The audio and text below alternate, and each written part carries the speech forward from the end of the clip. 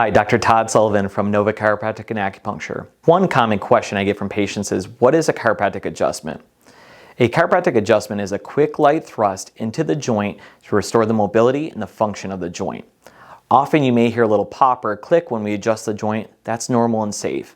It's just a gas bubble releasing from the joint fluid once you adjust that joint and release that pressure on the joint. Here's a couple examples of what a chiropractic adjustment may sound like and look like.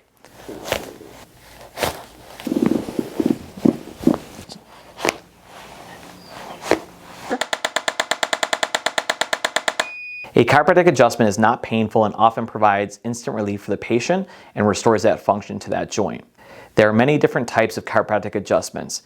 They can be performed with our hands or an instrument or even special tables. It just depends on the condition and the injury and how we want to perform that adjustment to restore that range of motion. And sometimes patients prefer one technique over another, and we are trained in all different techniques so we can provide the correct adjustment for that patient. If you have any questions, reach out to me at 703-912-7822, or you can schedule online at novacarwellness.com.